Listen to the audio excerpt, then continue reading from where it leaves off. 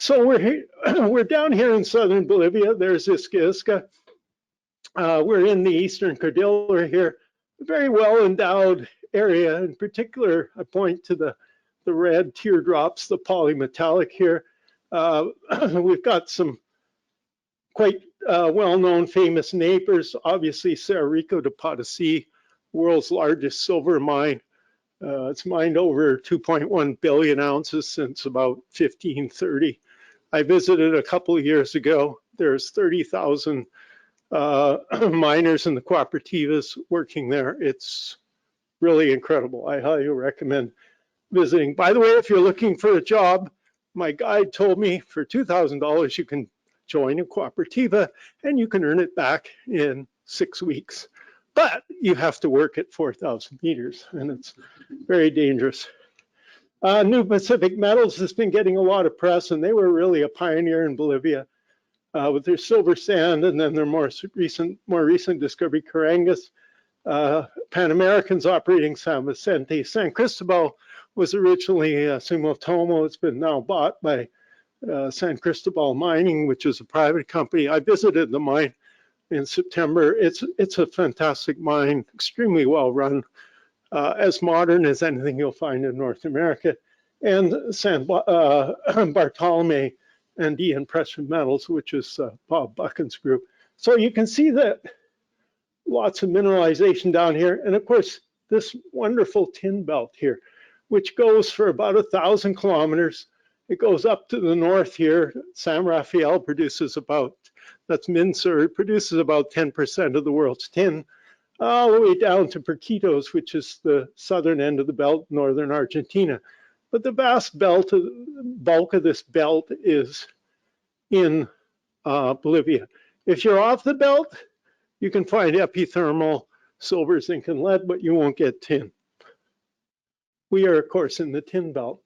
Now, this is some data that Osvaldo put together. It's a very, very interesting belt metallurgically, and it really goes back to what happened to the Farallon plate about 23 million years. It split into the Coco and Nazca, and how those plates have gone forward and the angle of subduction zone and so forth has really had a huge impact down in Bolivia here, particularly because the crust down here is about 80 kilometers thick relative to about 35 in the rest of the Andes. And by the way, forget everything you know about Andean geology when you go to Bolivia. It is really different. It's been an incredible learning experience for me, and I'm fortunate to have an expert like Osvaldo working there. It's one of the largest tin belts in the world. It's about 6% of global tin production, 5% of silver, and 1.5% of tungsten. And there's fundamentally two types of deposit, these porphyry tin deposits and these tin porphyry polymetallic. And in Osvaldo's opinion, this is kind of a combination. And you can see how the metallogenic center migrates here. And one of the other things is you can see these X's here, which are late Triassic, early Jurassic. And they're right next to these late Oligocene deposits. So it's very hard to explain this unless you had a pretty permanent deep mantle source. And you can see the change in the metallogeny where you get tin or tungsten, more tin. Jaega is one of the biggest tin mines. I think it's about 80 million tons of about 0.3% tin. And then we get down to the south end where you start getting tin and silver. And as I'll show you, that's certainly what we see in Isca. So to give you a regional overview, this is actually a very nice picture. This is DHK 15, our discovery hole. Beautiful, beautiful core. All of that matrix is all sulfide. So here's an overview. I like this shot. You can see, obviously, we're in a caldera here. We started our original drilling from underground in Wauwakaza. Our big leap forward was when we found the Santa Barbara breccia pipe. We did underground drilling in here. Initially, we went with radial drilling, but then we moved up to surface and we went for more systematic, basically northeast, southwest drilling. Central breccia pipe, which seems to be a much deeper breccia pipe. It's a rock that in Bolivia they call intrusion breccia. It formed deeper. It's not an explosive breccia. It's more like an implosive one.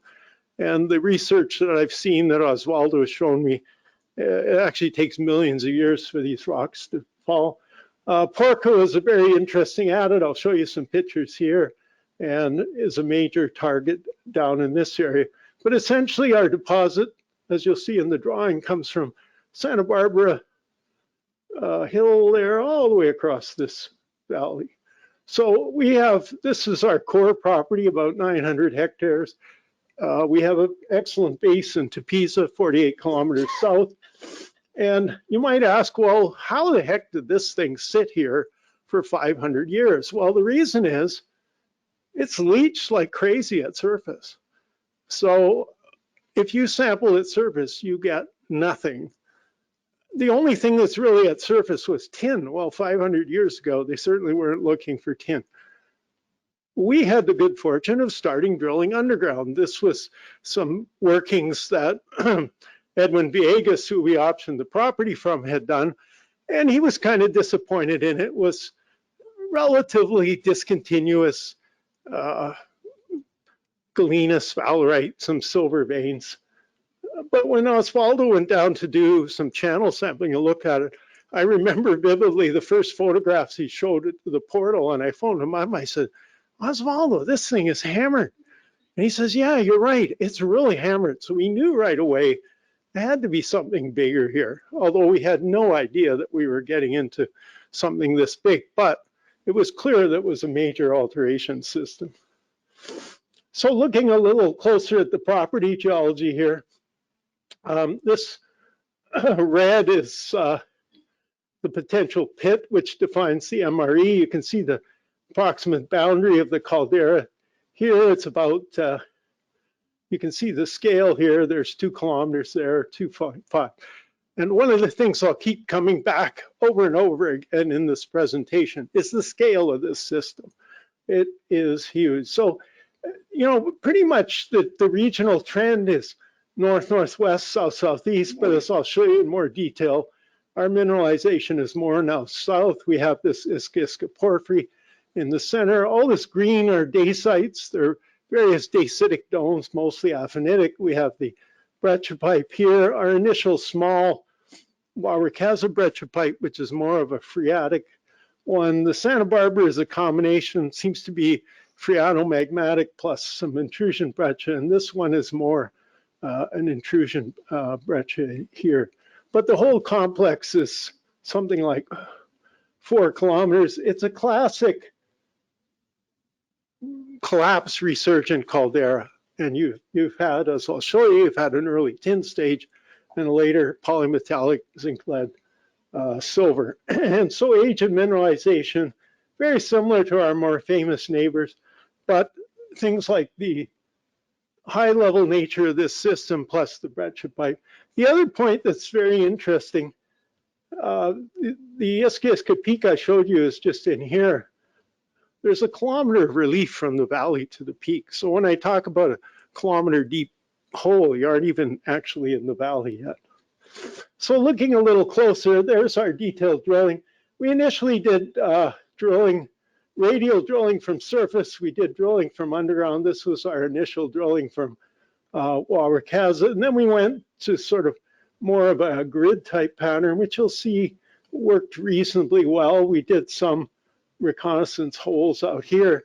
And as I mentioned, all these holes, which total 139, we kept hitting mineralization.